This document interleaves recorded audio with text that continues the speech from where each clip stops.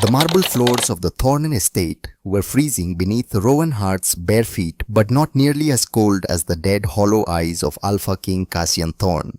He was dying. Everyone in the Pacific Northwest Territory knew it. The black veins crawling up his neck told the story his royal physicians refused to speak aloud. 6 months, maybe less. The silver blight had already devoured his inner wolf, and soon it would claim his heart. When 20-year-old Rowan Hart, a girl with mud caked on her boots and absolutely nothing to her name, shoved past the heavily armed royal guards and burst into the grand hall, the entire room fell into a shocked, suffocating silence. She had rehearsed this moment 1,000 times in the rusted trailer she called home. She had imagined the words, practiced the defiance, visualized the confrontation. But nothing could have prepared her for the sheer weight of power radiating from the dying king. Even weakened, even halfway to his grave, Cassian Thorne's presence was an invisible force that made her lungs constrict and her heart hammer against her ribs. The grand hall was a monument to old wealth and brutal authority. Vaulted ceilings stretched 3 stories high, lined with oil paintings of stern-faced alphas who had ruled these mountain territories for 200 years. Crystal chandeliers caught the afternoon light, scattering rainbow fragments across polished mahogany floors that cost more than Rowan would earn in 10 lifetimes. The air smelled of expensive cologne-aged whiskey and the faint metallic scent of supernatural rot. 200 members of the elite pack stood frozen in their designer suits and silk gowns, champagne glasses suspended halfway to their lips. They stared at the slum girl who had somehow breached their fortress, their faces twisted with a mixture of disgust and morbid curiosity.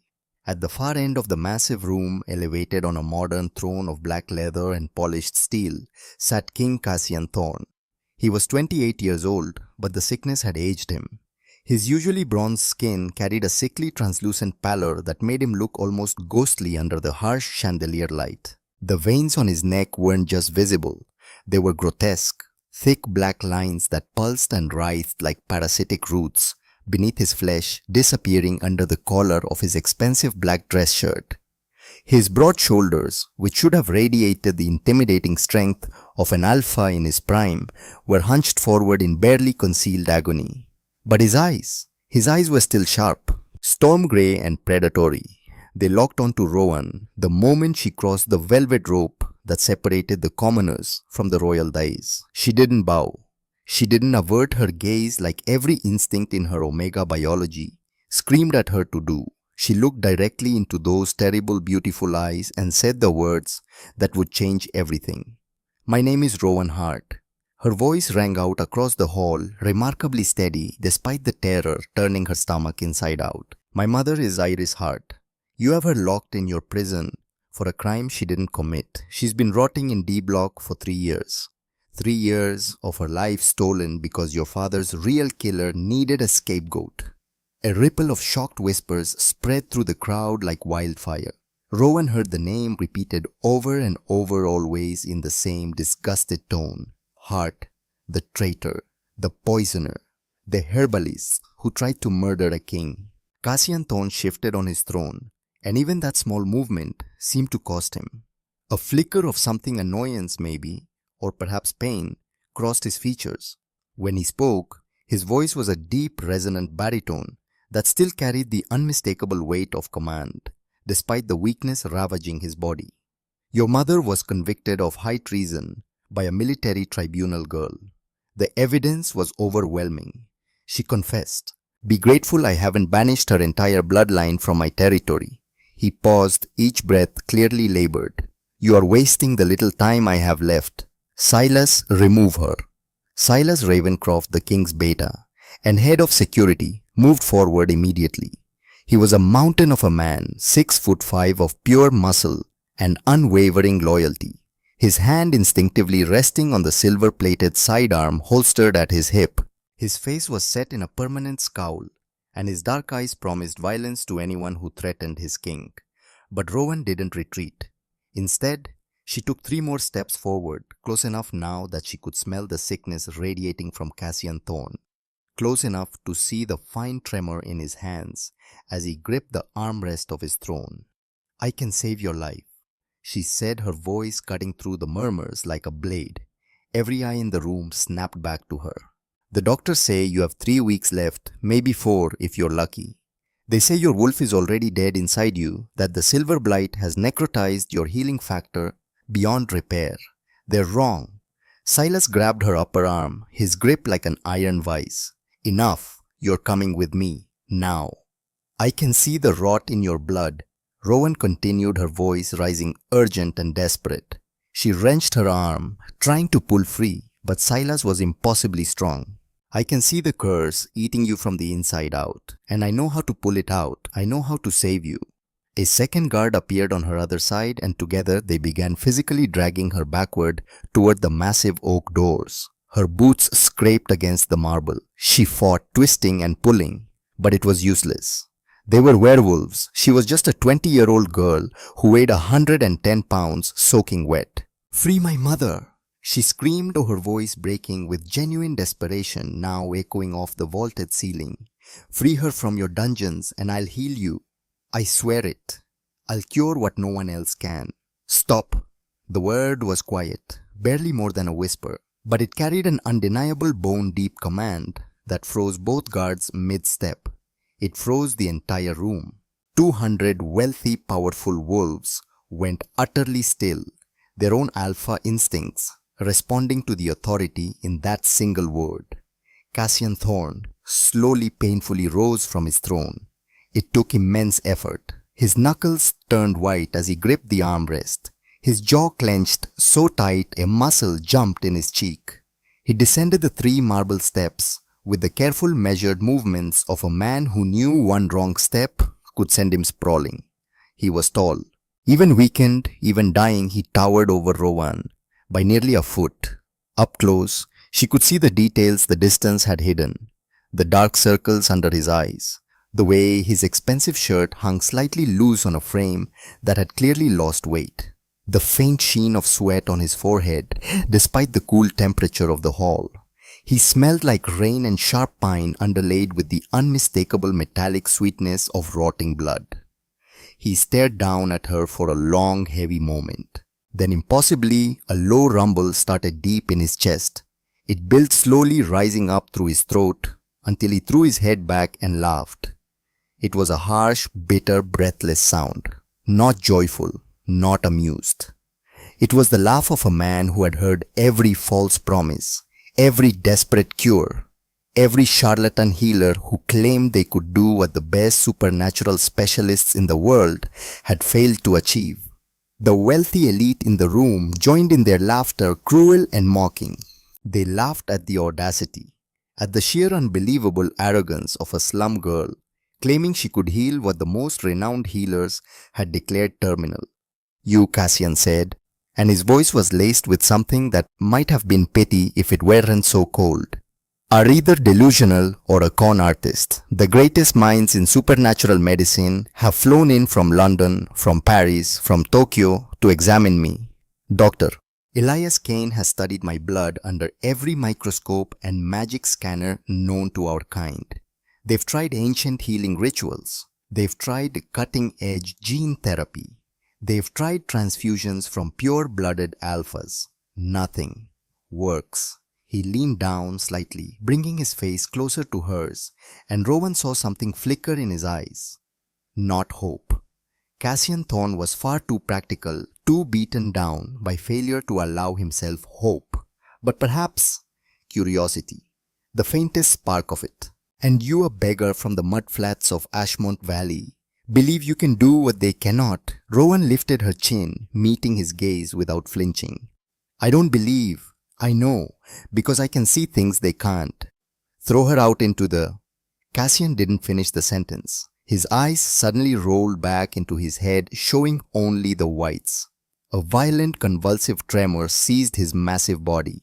His back arched, his mouth opened in a soundless scream. And then the Alphaking of the Pacific Northwest collapsed, hitting the hard marble floor with a sickening, bone-cracking thud that echoed through the grand hall like a gunshot. Chaos erupted instantly. Screams filled the air. Guards rushed forward from every direction.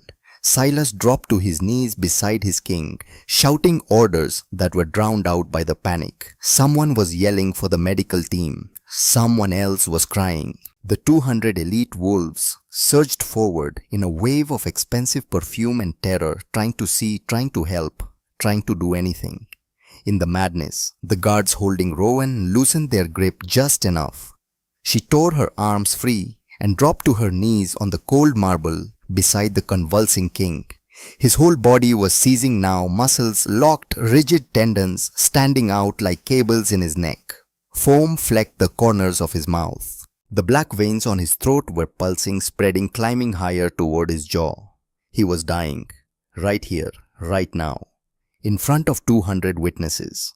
Rowan didn't think. She just acted. She pressed both of her bare hands flat against his chest directly over his heart.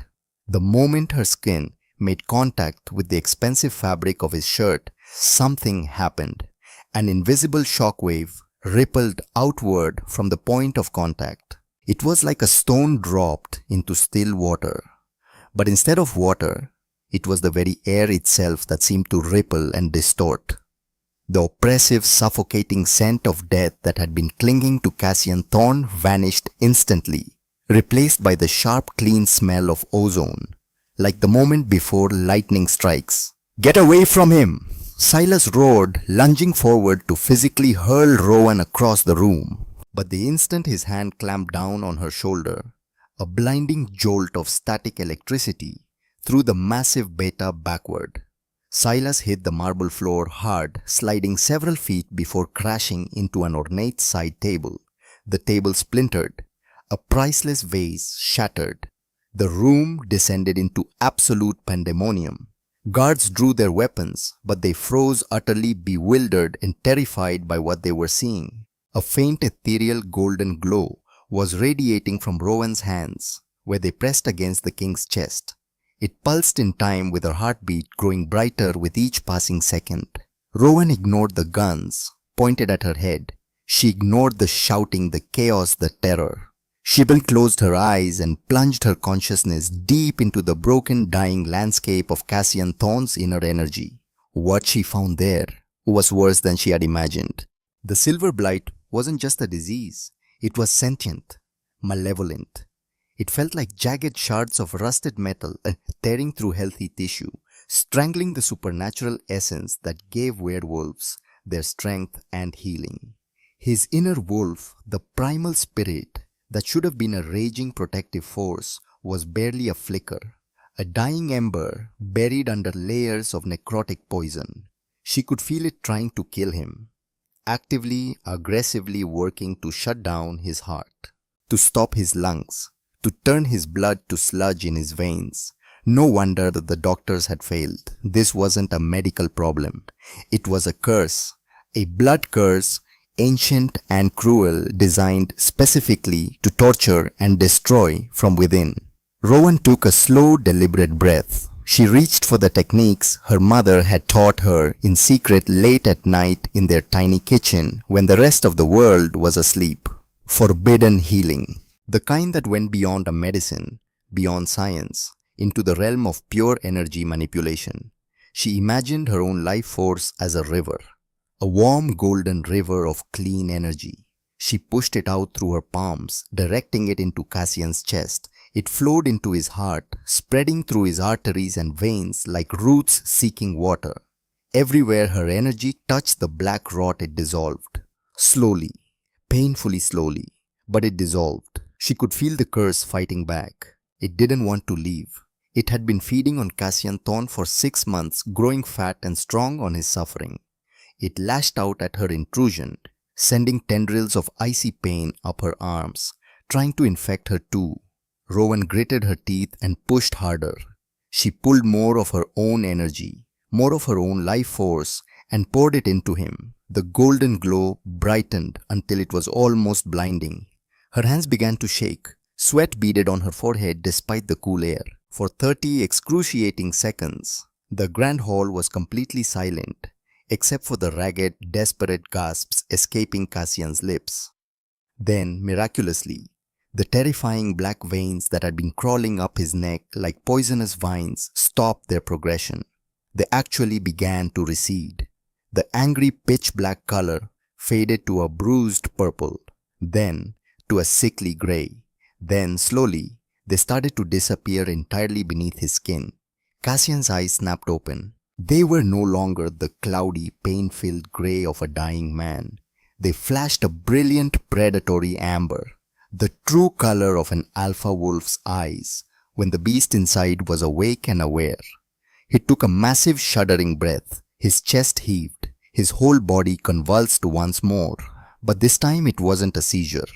It was his body violently expelling the poison that had been choking it for half a year.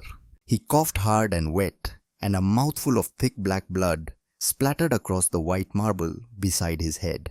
But the blood that followed it was red, normal, healthy red. The golden glow around Rowan's hands flickered once, twice, then faded completely.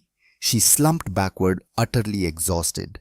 The magical toll of what she had just done hit her all at once. Her vision swam. Her hands trembled violently. She felt like she had just run a marathon while carrying a boulder. Cassian slowly sat up. He moved like a man who hadn't moved without pain in so long that he had forgotten what it felt like. He pressed one hand to his chest right where Rowan's palms had been. His eyes were wide with shock, with disbelief. The crushing, agonizing pain that had lived in his ribcage for 6 solid months was gone. Not dulled, not managed. Gone.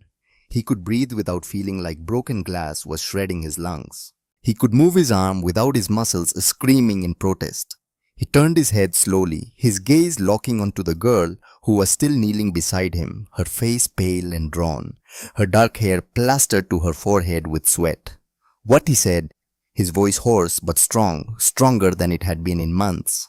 "Did you just do to me?" Before Rowan could answer, Dr. Elias Kane burst through the crowd. He was a distinguished man in his early 50s, with salt and pepper hair, designer glasses, and an air of unshakable professional authority. He carried a sleek silver medical case and moved with the practiced efficiency of a man who had spent decades treating supernatural injuries. He dropped to his knees beside Cassian, already pulling out a specialized stethoscope designed to read both physical and magical vitals. "Sire, don't move. Just breathe. I need to..." But Cassian wasn't looking at the doctor. He was still staring at Rowan with an intensity that made her skin prickle. She watched his chest rise and fall with deep, steady breaths. She saw the exact moment he realized that breathing didn't hurt anymore. Dr. Kane pressed the stethoscope to Cassian's chest, and his eyes went wide behind his glasses. This is impossible." "Report," Cassian ordered, his voice growing stronger with every word. "Your heart rate is stabilizing. Your blood pressure is rising to normal levels. The necrotic energy signature that's been present in your cardiovascular system for 6 months is..." Kane looked at his portable monitor, then back at Cassian, then at the monitor again. "It's reversing. Actively reversing. The cellular decay in your dermal layer is regenerating. Sire, this is medically impossible. The silver blight doesn't just stop." "Apparently it does," Cassian said quietly. He pushed himself to his feet, refusing the multiple hands that reached out to steady him. He stood there for a moment, testing his balance, feeling the strength returning to muscles that had been wasted and weak. He rolled his shoulders, flexed his hands, drew a deep breath that filled his lungs completely.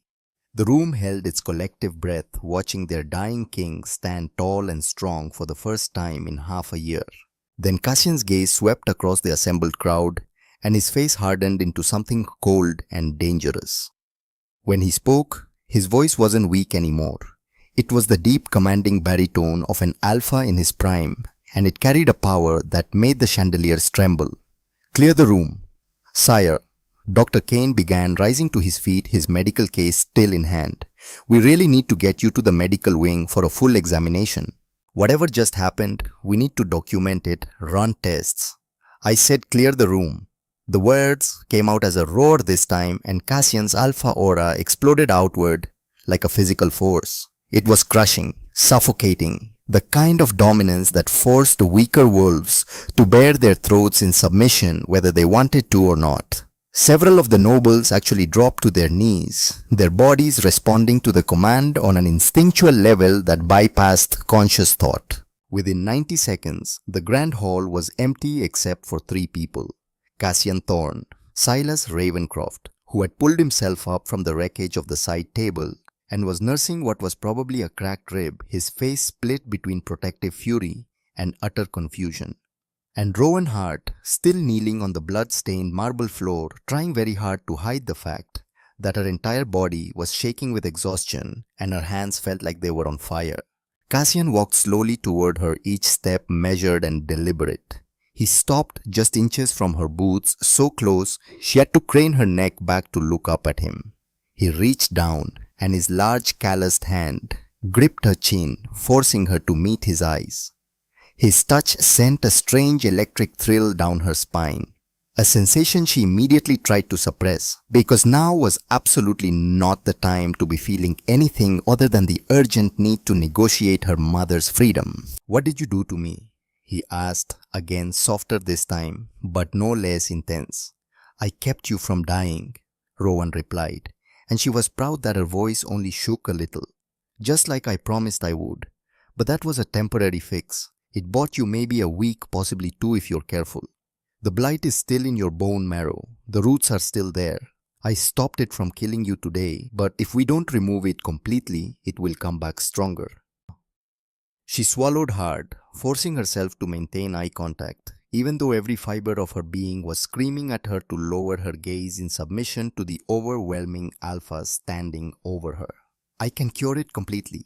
I can pull every last trace of that poison out of your blood and restore your wolf to full strength, but only if you honor the terms I came here to propose." From across the room, Silas scoffed. He had finally managed to stand upright, one arm wrapped protectively around his ribs. "She's a witch, Cassian, or worse, some kind of rogue using dark magic. We should lock her in D block with her traitor mother until she tells us exactly how she poisoned you in the first place." Cassian held up one hand, silencing his beta, without ever breaking eye contact with Rowan. He studied her face with an intensity that felt like he was reading every thought, every fear, every desperate hope she had ever harbored. He noted the dark circles under her eyes, evidence of countless sleepless nights. The cheap frayed fabric of her jacket that had probably come from a second-hand store. The calluses on her hands from manual labor.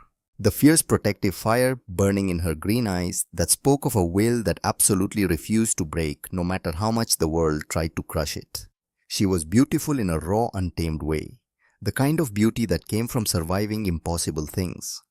But more than that, more important than any physical appearance, she possessed something he had never encountered before, a power that was completely alien to him, a healing ability that had done in 30 seconds what 50 doctors across 6 months had failed to achieve. "Your mother was convicted of attempting to murder my father," Cassian said, his tone dangerously even. The evidence presented at her trial was overwhelming. Nightshade extract found in King Dorian's private tea service. That same nightshade traced back to her garden. Her own confession, given freely and without coercion, according to the official record. "You are asking me to pardon the woman who brought ruin to my family and threw this entire territory into chaos." "My mother is innocent," Rowan fired back, and there was steel in her voice now. She slapped his hand away from her chin and pushed herself to her feet, standing to face him properly, even though she had to tilt her head back to do it. She was framed, set up by someone who needed a scapegoat, someone who knew she was vulnerable, because she was poor, because she was widowed, because she had no pack standing and no money for a real defense. And if you weren't so blinded by your own courts, politics, and lies, you would see that whoever really killed your father is the exact same person who infected you with the silver blight. Cassian's eyes narrowed. "Watch your tongue, girl." "Or what? You'll kill me," Rowan challenged, and she stepped forward, closing the distance between them until she was close enough to feel the heat radiating from his body. "Go ahead, and you'll be dead by next Tuesday. The rot will reach your heart valve, and your precious beta can plan a lovely funeral. I'm sure the 200 nobles out there will wear very expensive black. A low rumbling growl built in Silas's chest, and Rowan saw his canines extend slightly, the wolf rising to the surface in response to the perceived threat to his alpha. But Cassian held up his hand again, holding his beta back with nothing but a gesture. The king studied Rowan for another long calculating moment. The hall was so quiet, she could hear her own heartbeat pounding in her ears. She could see the war happening behind his eyes. Logic versus desperation, pride versus survival. The ingrained belief that his father's killer had been caught and punished versus the uncomfortable seed of doubt this strange girl had just planted. Finally, the tension broke. "Silas," Cassian said, still never looking away from Rowan's face. "Escort Miss Hart to the East Wing guest suites. Post 2 guards at her door. She is not to leave the estate under any circumstances. She is not to communicate with anyone outside these walls. If she attempts to flee, you have my permission to use whatever force is necessary to detain her." Rowan's heart sank. "You're making me a prisoner." "I'm making you my personal physician," Cassian corrected, and a predatory smirk touched the corner of his mouth for the first time. It transformed his face, making him look younger, dangerous. "You just demonstrated an ability that defies everything we understand about supernatural healing. That makes you either the answer to my problem or the most sophisticated threat I've ever encountered. Until I determine which you stay here. Under guard, under observation." He took one step closer, and suddenly the space between them was almost non-existent. Rowan could smell him clearly now. Pine and rain, and underneath it, something distinctly masculine and alpha that made her pulse quicken in a way that had nothing to do with fear. "If you can truly cure me, Rowan Hart," he said, his voice dropping to a low rumble that she felt more than heard, "then your mother walks free with a full royal pardon and financial compensation for every day of wrongful imprisonment. I'll restore her reputation publicly. I'll make sure everyone knows she was innocent." He paused, and his eyes flashed that brilliant amber again. "But if I discover you're playing some kind of game with me, if this is a con or a setup or an assassination attempt, I will throw you in the cell right next to hers, and you will both rot there until the end of your natural lives. Do we have an understanding?" Rowan's throat was dry, her knees felt weak, but she lifted her chin and met his gaze without flinching. "We have an understanding." "Good. Silas, take her." The beta moved forward, and this time Rowan didn't resist, as his massive hand closed around her upper arm. Not painfully, not rough, but firm. Unmistakably, a guard escorting a prisoner. As Silas led her toward the massive oak doors, Rowan allowed herself one glance back over her shoulder. Cassian Thorne stood alone in the center of the blood-stained grand hall, one hand pressed to his chest where her palms had been watching her leave with an expression she couldn't quite read. The heavy doors swung shut behind her with a resonating boom that sounded remarkably like the closing of a cage. Over the next 6 days, a routine developed. Every night at midnight, Silas would unlock Rowan's door and escort her through silent corridors to Cassian's chambers. There in the privacy of the king's bedroom, she would work for hours, pulling the stubborn curs from his bones while he watched her with an intensity that made her heart race. On the 4th night, he asked the question that changed everything.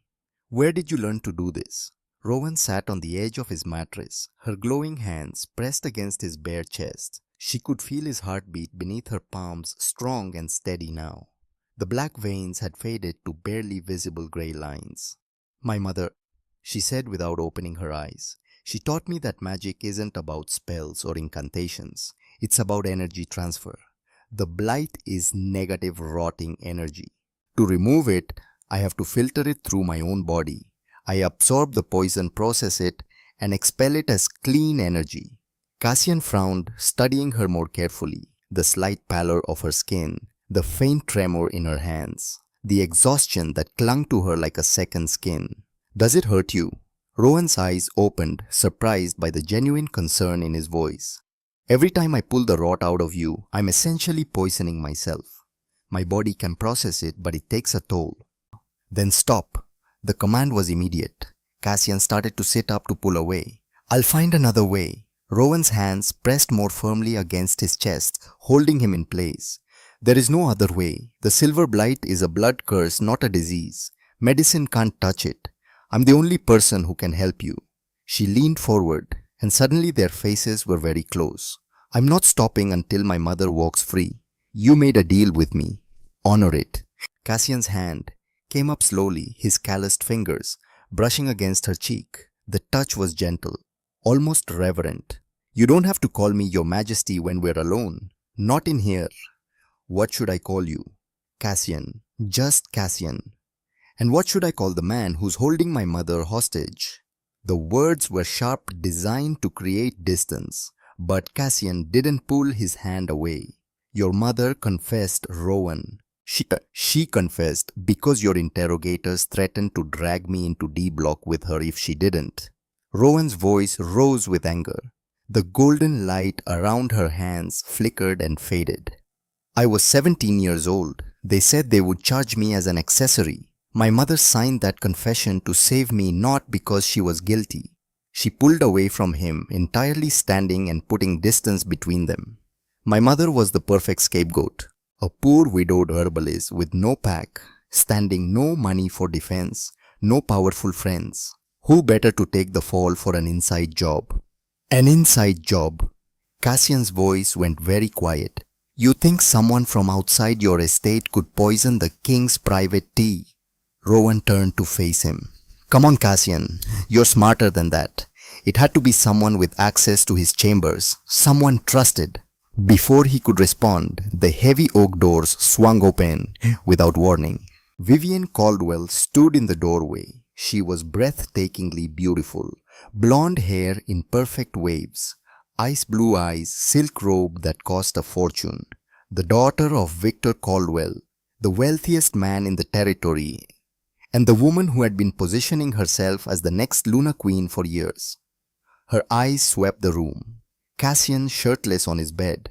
Rowan standing too close, hair down, wearing borrowed clothes. A flash of venomous jealousy contorted Vivian's features before she masked it with a condescending smile. I didn't realize His Majesty was entertaining guests from the lower districts at this hour. How very democratic. Vivian. Cassian's voice turned cold. He reached for his robe. You're intruding. I was worried about your health, Vivian replied smoothly. I wanted to check on you personally. Her gaze slid over Rowan like she was evaluating livestock. Tell me, girl, what exactly are your qualifications? Medical school or on-the-job training? Rowan met her gaze without flinching. I'm administering medical treatment. And with all due respect, Lady Caldwell, it's none of your business. The temperature dropped. No one spoke to Vivian that way. Medical treatment, Vivian laughed mockingly. Is that what they're calling it in the slums? A terrifying growl ripped from Cassian's throat. The sound struck directly at primal instincts. Vivian stumbled backward, her face draining of color. You will speak to her with respect, Vivian. Cassian ordered, his eyes flashing amber. Or you will not speak at all in my presence. Get out! Vivian looked physically slapped. In all the years she'd known him, he'd never raised his voice to her, never defended anyone against her. Cassian, I said get out. Vivian's hands clenched into fists. She glared at Rowan with a look that promised war. Then she spun and stormed out, slamming the door hard enough to rattle the weapons on the walls. She's going to be a problem, Rowan said quietly. Vivian is harmless. Cassian dismissed. Just a spoiled socialite. She's not harmless. Rowan walked back toward him. She's dangerous, and she's deeply connected to the people who control your food, your medicine, your entire supply chain. Caldwell Industries provides 70% of the resources that keep this estate running. Once she picked up the medical files scattered across his bedside table. Kane's reports, lab results, pharmaceutical orders, her finger traced patterns she'd been studying for days. When I was pulling the rot out of you tonight, she said, her voice dropping to a whisper. I recognized the energy signature. The curse has a chemical anchor, heavily synthesized nightshade extract. Cassian went very still. Nightshade extract. Yes, the exact same compound they claimed my mother used to kill your father. But Cassian, my mother has been locked underground for 3 years. She couldn't have poisoned you. The realization hit him like a physical blow. The traitor wasn't locked in D block. The traitor was still here, still inside his inner circle, still close enough to his food and medicine to poison him daily. Who has access to your daily medications? Rowan asked. Doctor. Elias Kane administers my IV treatments personally every morning, Cassian said slowly. He's been my family's physician for 20 years. He delivered me. He was at my father's deathbed. Rowan's jaw clenched, and he was the chief medical witness at my mother's trial. He provided the forensic evidence that supposedly proved she brewed the poison. They stared at each other as the pieces fell into place. He framed my mother to cover his own tracks, Rowan said, her voice shaking with rage. And now he's killing you the same way he killed your father. Cassian stood slowly, his tactical mind already working. If I arrest him now, he'll claim the IV bags were tampered with. Without concrete proof, the council will use this as evidence I'm unfit to rule. The Equinox Gala, Rowan said suddenly. It's tomorrow night, the biggest pack gathering of the year. Dr. Kane will want you to look as weak as possible in front of the council. He'll double the dose. Cassian's lips curved into a wicked smile. Then we let him try, but you're not staying locked up while I play bait. You're coming with me. Rowan laughed dryly. I don't have a ball gown, and Vivian will try to throw me in the fountain. Let her try. Cassian crossed the room in 3 strides, standing close enough that Rowan had to tilt her head back. You're under my protection. Until your mother is free, until my veins run clean, no one touches you. Anyone who tries answers to me personally. He pressed his palm against his chest, where her hands had been. You asked what to call me. The truth is, I don't know anymore. I'm not the king I was 6 months ago. That man was arrogant and certain. You've proven in everything I believed was built on lies. Something shifted in his expression, something vulnerable. So just call me Cassian, the man who's learning that the people he trusted most might want him dead. The man who's realizing that the Omega girl from Ashmont Valley might be the only honest person in his kingdom. Rowan's breath caught. They were standing so close. Close enough to see the faint scar above his eyebrow. Close enough to feel the warmth from his chest. 2 days, she whispered. We have 2 days to find proof, to set a trap, to catch a killer. Then we'd better get started. They worked through the night, building their case piece by piece. And as the sun rose, Rowan realized something terrifying. She was starting to trust Cassian Thorne, starting to care what happened to him. Not because of their deal, but because underneath the Alphaking exterior, he was just a man who'd been betrayed, a man fighting to survive, a man who despite every reason not to, was choosing to believe her. When Silas came at dawn to escort her back, Cassian caught her wrist gently. 2 days, he said, and then we end this. 2 days, Rowan agreed. As the door locked behind her, she looked at her trembling hands. The price of last night's healing. She flexed her fingers, feeling the ache in her bones. She could do this for 2 more days. She had to. Just 2 more days. The rain came down in sheets on the night of the Equinox Gala. Thunder rolled across the Cascade Mountains as luxury vehicles arrived in steady succession. Inside the grand ballroom, 300 members of the pack elite moved through a temple of wealth and power.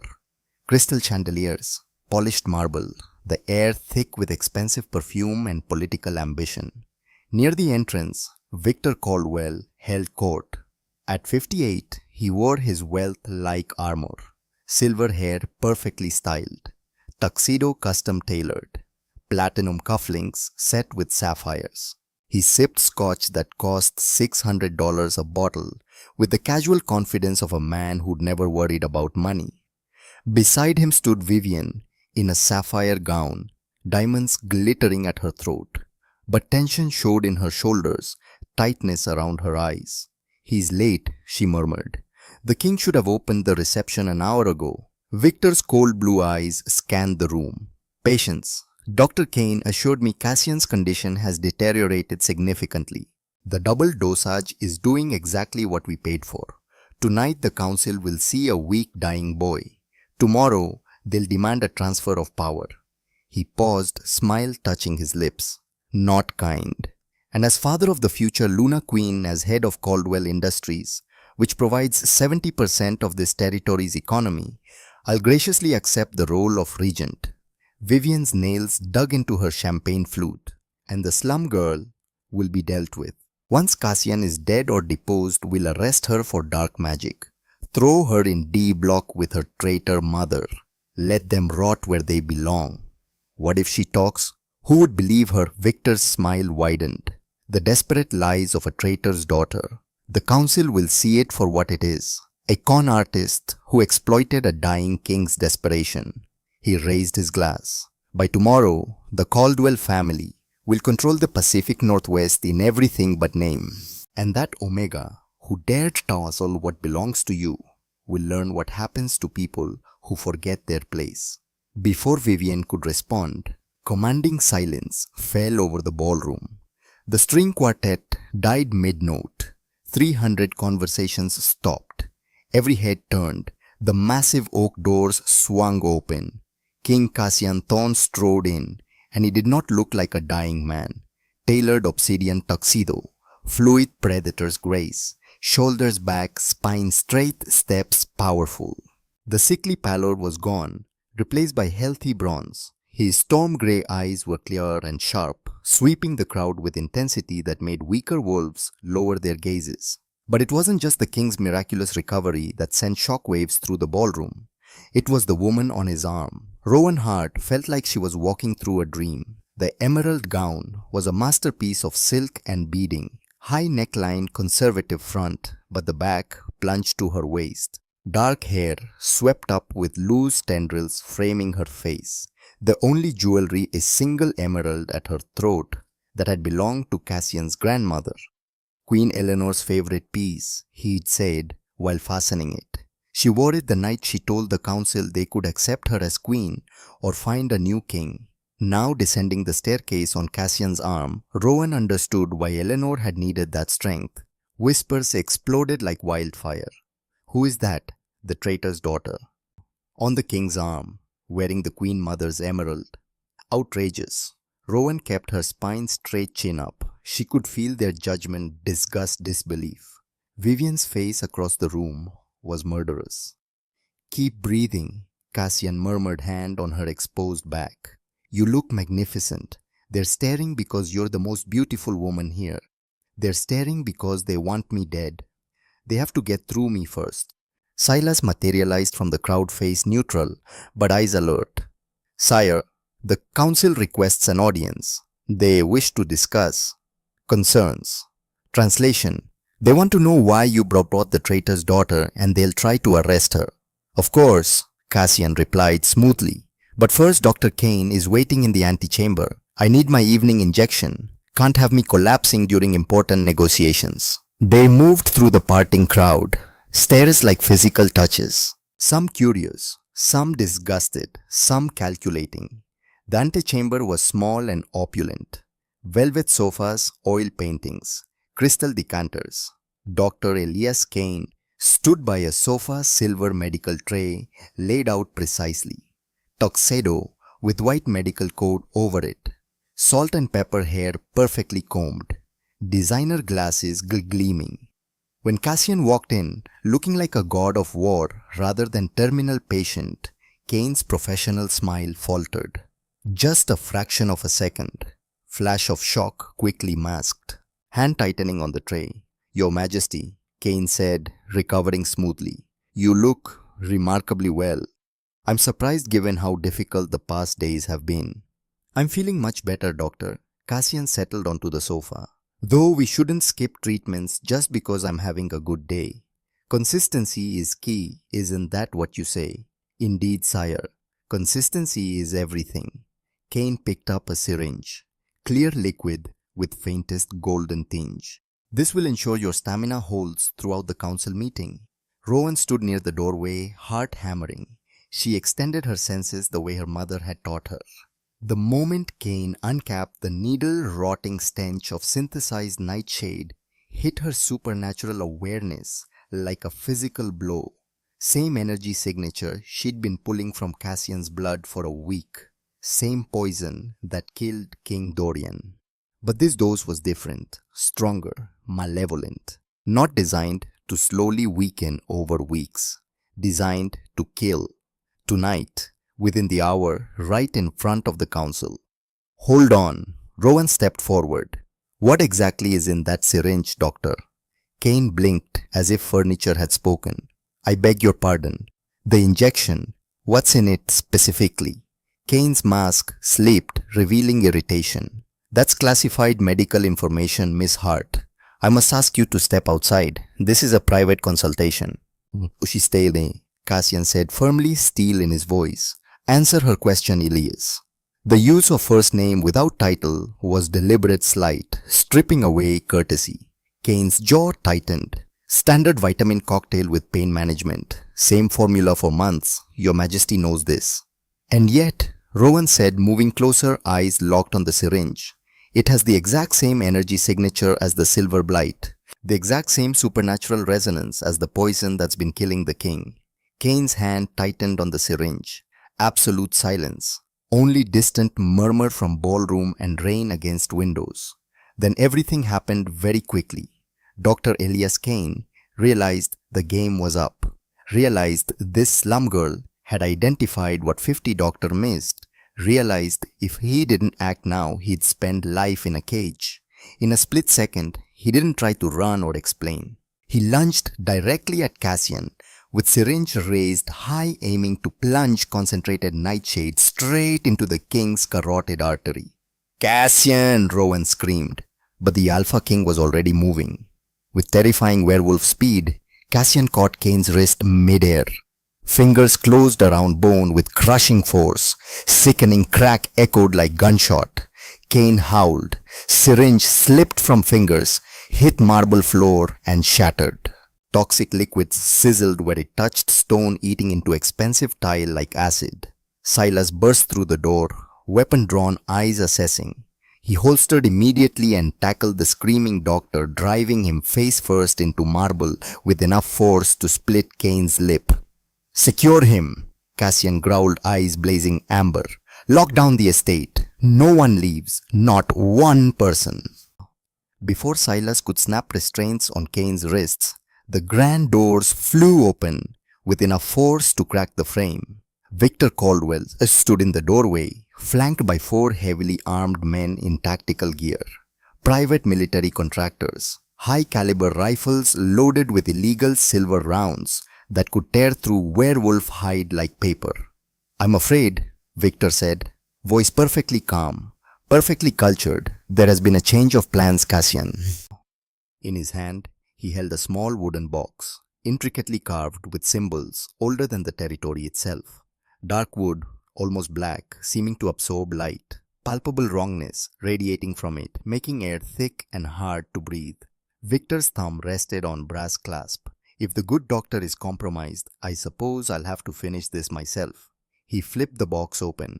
Shockwave of pure necrotic energy exploded outward, like standing before blast furnace. But instead of heat, death itself. Cold and hungry, and ancient. The Crimson Box, the Caldwell family's darkest secret artifact, created 200 years ago by Warlock, who bound his bloodline to nightshade magic. Not just poison, curse accelerator.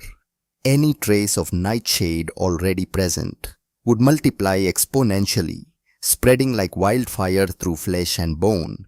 Cassian gasped, hand flying to chest, back arched, eyes rolled back, showing whites. Black veins erupted across neck and face with terrifying speed, pulsing and writhing like living things. He collapsed to knees, blood seeping from mouth corners. Thick black blood, speaking of organs, shutting down body, being devoured from inside. Cassian, Rowan dropped beside him, hands going to chest, golden light already flaring. But the moment her healing energy touched him, curse from Crimson Box slammed into her like physical wall. It pushed back, overwhelming her power, drowning it in malevolent darkness. She tried again, pouring more of herself, but it was like stopping tsunami with paper cup. Curse too strong, artifact too powerful. For every thread of rot she dissolved, 10 more took its place. Victor laughed, cold and cruel. It's over, girl. The crimson box amplifies the nightshade curse 100-fold. Even with 100 healers, you couldn't fight this. Cassian Thorne is here tonight in front of all the witnesses. And tomorrow I take what should have been mine 40 years ago. Kill the beta, Victor barked at mercenaries backing toward ballroom, where 300 witnesses would see tragic death and his heroic attempt to save. But Silas was already moving. With roar that shook dust from ceiling, beta shifted mid-leap. Bone and muscle expanded with sickening cracks. Clothing tore.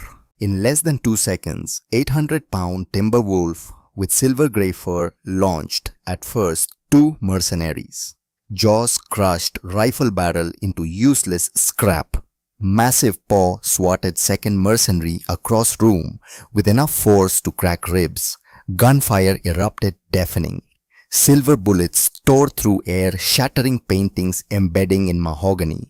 One caught Silas in shoulder, burning through fur and flesh. Wolf yelped, stumbling, but didn't stop. He crashed into third mercenary throat between massive jaws. Too many. Silas wounded. Fourth mercenary aimed at Wolf's head. Rowan heard gunshot. Silas's howl. But she couldn't look away from Cassian. Black veins reached his eyes, spreading across whites like cracks in porcelain. Breathing wet and ragged. Drowning in own blood. Rowan, he choked out, hand gripping her wrist. Touch freezing cold. Run. Get out. Save yourself. I'm not leaving you. She screamed back, tears streaming as she poured everything into him. All her energy, strength, life force, golden glow flickering now, unstable, dimming. I won't let you die. You can't win this, Victor called, voice maddeningly calm. The box has been in my family for 200 years, bound to our bloodline. Only Caldwell blood can close it, and I have no intention until the king is dead and that slum rat is right behind him. Rowan's hands shaking violently. She could feel her own heartbeat becoming irregular. Curses starting to infect her too. Black lines appearing on wrists, crawling up forearms. She was dying with him. They'd both die, and Victor would win, and her mother would rot believing her daughter failed. No, there had to be another way. Some technique her mother taught her. Some forbidden healing method. The memory hit like lightning. Her mother's voice late at night 3 years ago, teaching the most dangerous technique. The one Iris made Rowan swear never to use except as absolute last resort. Magic is energy transfer, baby. To heal you push clean energy in. But there's another way. A reverse technique. Instead of filtering poison through your body, you can pull it out directly. Absorb it into yourself, concentrate it, redirect it. Not at a person, at the source. At the anchor. Young Rowan had asked, what happens to the healer? Her mother's face grave. If you miscalculate, if you pull too much, you die. This is the technique that killed your grandmother. Promise me you'll never use it unless there's absolutely no other choice. Rowan looked at Cassian dying in her arms. Silas bleeding on floor leg at wrong angle. Victor in doorway, so certain of victory. She had absolutely no other choice. Rowan stopped pushing healing energy into Cassian. Instead, she reversed the flow. She didn't try to filter poison anymore. She pulled it in, grabbed necrotic energy with both hands, metaphorically speaking, and dragged it into own body with all strength she possessed. Sharp agonizing gasp ripped from her throat as silver blight rushed up arms like ice water in veins. Black veins appeared on wrists, forearms spreading toward elbows with terrifying speed. Felt like blood turning to acid bones, dissolving from inside. But she didn't let it reach her heart. She held it, concentrated it. Merged toxic death energy with own volatile healing magic, creating something new, unstable and dangerous and powerful. Her eyes snapped open, no longer soft forest green. They glowed with terrible, beautiful mixture of gold and pitch black, swirling together like oil in water. Two energies that should have destroyed each other instead created something greater. Rowan, stop. Cassian tried to pull away, but too weak. You'll kill yourself. She didn't answer. Couldn't. all focus on containing massive corrupted power building inside on directing it, using it before it tore her apart. Rowan stood movements steady despite poison in veins. Mercenary, with rifle aimed at her finger tightening. She threw hand out palm forward and unleashed everything. Shockwave of concussive energy exploded from her body. Accumulated nightshade curse merged with healing magic, twisted into something offensive destructive. Air itself rippled and distorted. Silver bullet stopped midair, melting into molten slag. Shockwave slammed into Mercenary, lifting him off feet and hurling backward through heavy oak doors into grand ballroom. Assembled nobility screamed. 300 people scrambled away as Mercenary's body slid across polished marble, leaving streak of blood. Victor Caldwell stood frozen, crimson box still open in hands, expression transforming from smug certainty to absolute horror. Slum girl from Ashmont Valley wasn't just healer. She was conduit, living weapon who could turn poison into power.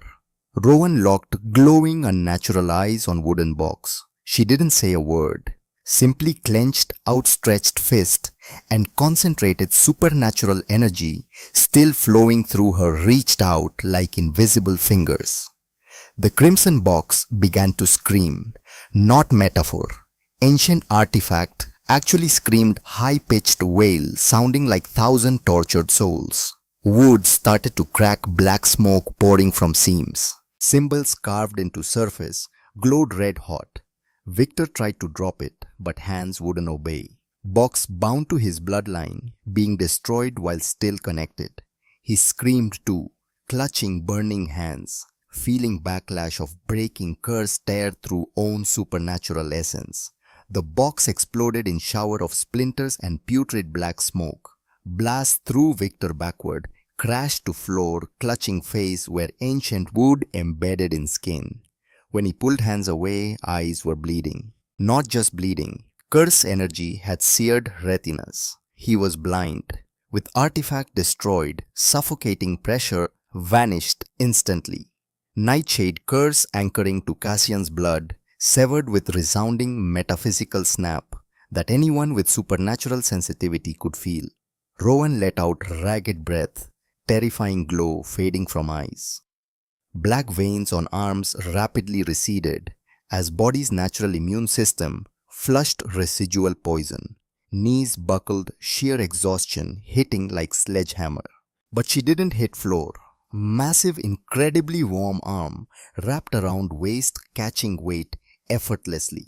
She looked up through swimming vision to see Cassian towering over her. Sickly pallor completely gone from skin. Black veins vanished without trace. Chest heaved with deep, powerful breaths, and eyes blazed with amber light of fully healed alpha wolf. "You," Cassian rumbled, voice shaking remaining chandeliers, "have made a very grave mistake, Victor." He looked toward doorway where blind Victor Caldwell was being restrained by Silas, who had shifted back to human form despite injuries and was now holding billionaire face down on marble with arm twisted behind back. Beyond them in grand ballroom, 300 witnesses stood in absolute silence, staring through destroyed doorway at scene of carnage and impossible magic. The Alphaking of Pacific Northwest, fully healed and radiating more power than shown in years, stood holding daughter of convicted traitor while wealthiest man in territory lay broken and bleeding at his feet. Cassian's voice carried clearly into ballroom, amplified by Alpha authority until every person in a state could hear. "Bring them all in here," he commanded. "Every witness, I want everyone to hear this." Within minutes, the antechamber couldn't hold them all, so they spilled into the adjacent hallway. 300 elite wolves, still in their gowns and tuxedos, pressed close to hear their king speak. Cassian stood at the center, Rowan still in his arms. Victor restrained at his feet, Dr. Kane sobbing on the floor, and Silas, despite his wounds, standing guard with unwavering loyalty. "Tonight you witnessed an attempt on my life," Cassian began, his voice carrying authority that made even the most powerful alphas bow their heads. But this conspiracy didn't start tonight. It started 3 years ago with the murder of my father, King Cassian Thorne. Gasps rippled through the crowd. Whispers started, but one look from Cassian silenced them. Doctor Elias Kane, Cassian continued, has just confessed through his actions, if not his words, that he has been administering poison to me for 6 months. The same poison that killed my father. The same poison for which Iris Hart was wrongly convicted. Lies, Victor shouted from the floor, though his voice was weak, broken. I can't see, but I know your voices. You're all being deceived by dark magic. That girl is a witch. The only magic here, Cassian said coldly, is the crimson box that you Victor Caldwell just used to try to murder your king in front of 300 witnesses. An artifact of dark magic that has been in your family for generations. An artifact you used to accelerate the nightshade curse in my bloodstream. He gestured to Silas. Bring Kane here. Let him speak. Silas hauled the sobbing doctor to his feet, shoving him forward. Kane's wrist hung at an unnatural angle. His face was bloodied and his eyes were wild with terror. Tell them, Cassian commanded. Tell them who ordered you to poison my father. Tell them who supplied the nightshade. Tell them who framed Iris Hart. Kane looked at the crowd, at Victor on the floor, at Cassian's unyielding gaze. His shoulders slumped in defeat. It was Victor Caldwell, Kane said, his voice breaking. He came to me 6 years ago with a proposition. His company was losing contracts to the crown. He needed King Dorian gone and a more compliant ruler in place. He threatened my family, my daughter. Said he'd destroy everything I'd built if I didn't help him. The crowd erupted in shocked murmurs. He provided the nightshade, Kane continued, tears streaming down his face, synthesized in one of his offshore pharmaceutical labs, untraceable to any natural source. We needed a scapegoat, someone with no power, no connections. Iris Hart was perfect, a widowed herbalist who grew plants in her garden. I falsified the evidence. I testified against her, and when Cassian took the throne, Victor ordered me to do it again, to poison the new king slowly so it would look like natural disease progression. Why? Someone from the crowd shouted. Why would Victor do this? Kane looked at Victor, who had gone very still on the floor. Because Satan, Kane said quietly, Victor Caldwell is the illegitimate son of King Edmund Thorne, Cassian's grandfather. Born to a servant woman 40 years ago and cast aside. Dorian inherited the throne while Victor got nothing. This was always about revenge, about taking what he believed should have been his birthright.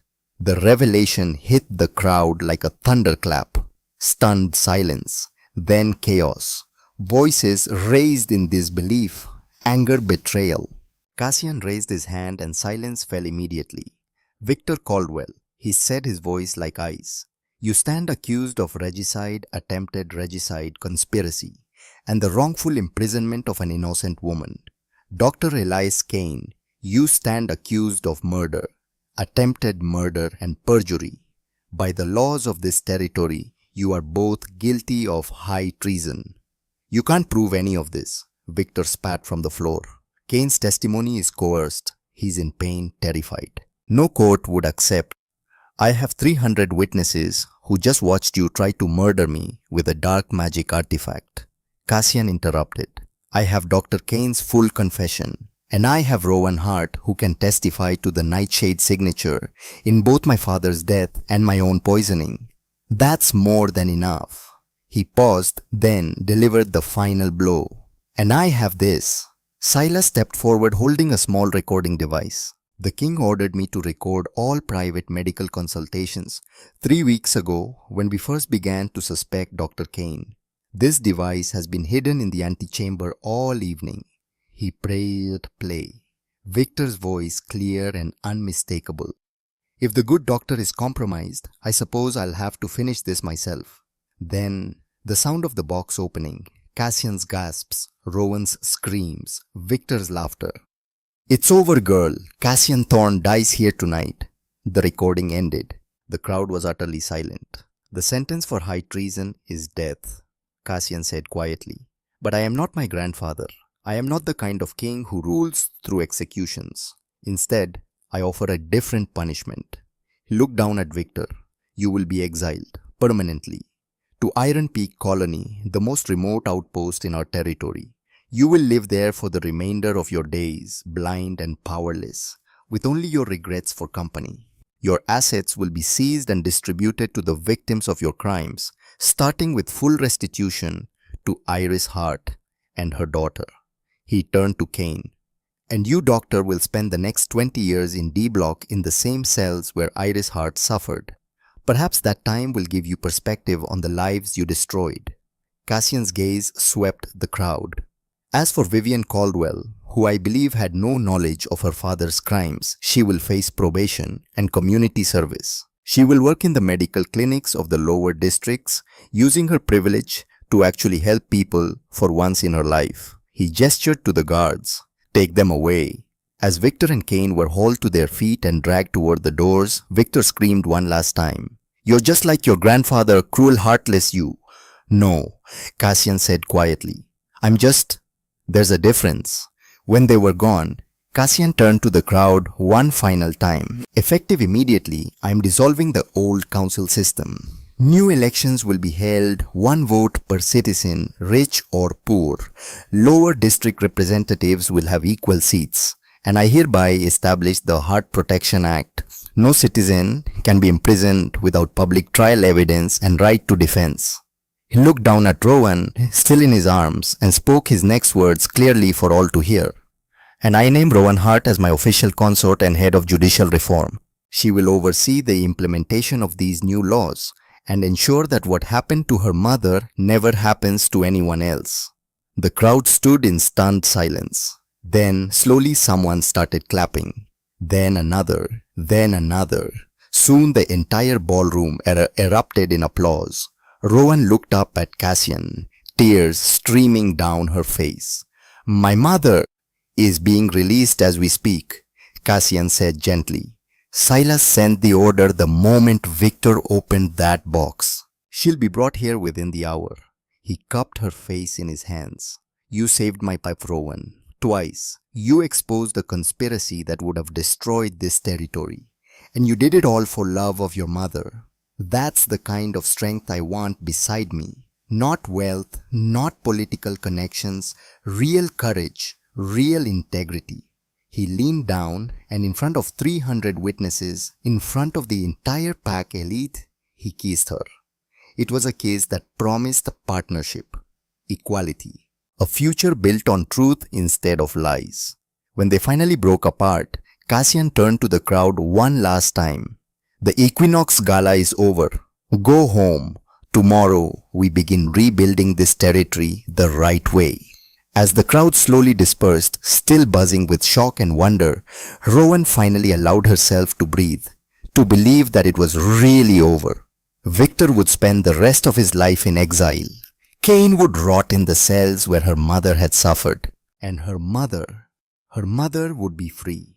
Thank you, she whispered to Cassian. Don't thank me, he replied. You did this. You fought for truth when everyone else was content with lies. You saved me when I'd given up hope. You're the strongest person I've ever known. He pressed his forehead to hers. And if you'll have me, I'd like to spend the rest of my life proving to you that not all alphas are tyrants. That power can be used to protect instead of oppress. That we can build something better together. Rowan smiled through her tears. I'd like that. The morning sun broke over the Cascade Mountains, painting the sky in shades of pink and gold. Rowan stood on the balcony of what was now her permanent suite, no longer locked, no longer a prison, and watched the grounds of the Thorne estate come to life. Below in the gardens that had once been reserved for the elite children from the lower districts, played on the perfectly manicured lawns. The estate had been partially converted into a community center, just one of many reforms implemented over the past 6 months. There you are. Rowan turned to see Cassian stepping onto the balcony, 2 mugs of coffee in his hands. He was dressed simply jeans and a sweater, looking more like a man than a king. Which is exactly how he preferred it these days. He handed her a mug and wrapped an arm around her waist, pulling her close. Big day, he said. Big day, she agreed. Today was the grand opening of the Heart Healing Academy, a school that would train healers from all backgrounds, not just the wealthy elite. Iris Hart would teach the first class on traditional herbalism, her reputation fully restored, her expertise finally recognized. The past 6 months had been a whirlwind. The new council had been elected. 5 representatives from the lower districts now sat alongside the traditional pack leaders. The Heart Protection Act had been ratified into law. D Block had been reformed, transformed from a torture chamber into an actual rehabilitation center with proper oversight. Victor Caldwell lived in a small cabin on Iron Peak Colony, blind and alone, with only monthly supply drops to sustain him.